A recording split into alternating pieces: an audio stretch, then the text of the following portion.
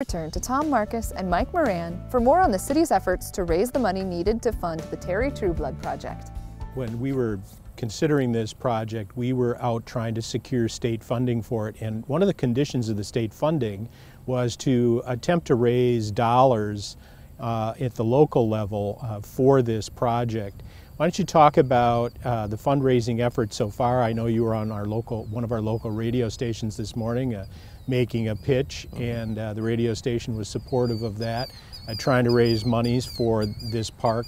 Talk about how much money we've raised and how we're going about trying to raise more funds for this park. We received a Vision Iowa grant from the state of Iowa for $2 million for this project. One of the conditions of that was that the state would give us $1.6 million, and then we had to fundraise for $400,000 of that. So for the past year and a half, we've been in the fundraising mode to do that. That will go in conjunction with some other granting that we've got. We got a $200,000 REAP grant, Resource Enhancement and Protection grant, and we got some money from the County Board of Supervisors. They put in $25,000. So we've gotten a lot of good support from the community, and just to finish this up, we're making some last-minute pitches to try to make sure that we get all the money raised for this. Per city policy, if folks want to donate at least up to 50% of the cost of the building, their name gets put on that. And so I mentioned the 3 park shelters that we had. 2 of those park shelters do have naming rights and will contain individuals' names. We're Great. looking for one on the 3rd. Okay. The building was rather expensive. It was $1 million building, and we haven't had anybody step forward to put their name on that, but I'll always take contributions for something like that. All right. This park is named after Terry Trueblood, and I know Terry was a long-term Parks and Rec director here for the city, and he was your predecessor. Maybe you can talk a little bit about Terry and the work that he did for this city, and Sure. and how highly thought of he was.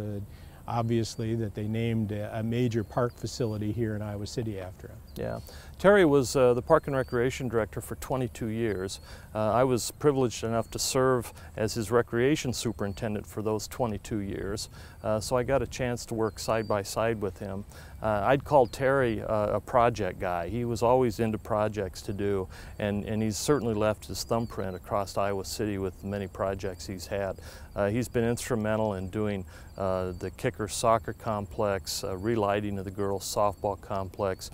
With his help, we lit the Iowa softball complex so that we could use it during the evening hours, trail development throughout, the Court Hill Trail Extension project. So he's had a very significant thumbprint on everything that's happened in Iowa City. So I was fortunate enough to be able to work with him while he was here, and I think that's where people really felt that this needed to be named after him, because this is probably one of the most significant projects that we'll be involved with for quite a while. Right. What's amazing to me about this project is how it's been converted from a gravel mining operation, and you can see that it's not even finished yet, and the remarkable transformation that has taken place out here in terms of really creating a nice natural habitat for wildlife to enjoy, but also for our population to come down and enjoy it, and really get out into a very rustic rural setting in just a short distance from the downtown Iowa City area. So congratulations on the development of this park and your role in providing Parks and Rec for our community throughout the year. Thank you. Thank you. The Terry Trueblood project is scheduled to be completed by fall of 2013.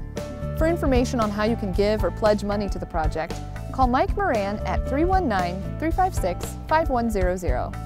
If you made it out to the Iowa Arts Festival, the Iowa City Jazz Festival, or Sand in the City this summer, you probably noticed the new heavy-duty eco-stations present at those weekend-long festivals sponsored by Summer of the Arts. The eco-stations reduce the amount of trash that goes directly to the landfill by allowing festival patrons to dispose of waste according to type: food waste and compostables for composting, plastics for recycling, aluminum for recycling, and trash for the landfill.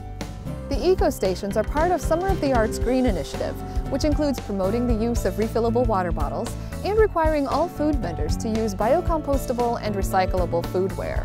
In addition, Summer of the Arts set up eco-education tents to provide festival goers with information on composting and recycling and they encouraged green modes of transportation with valet bicycle parking.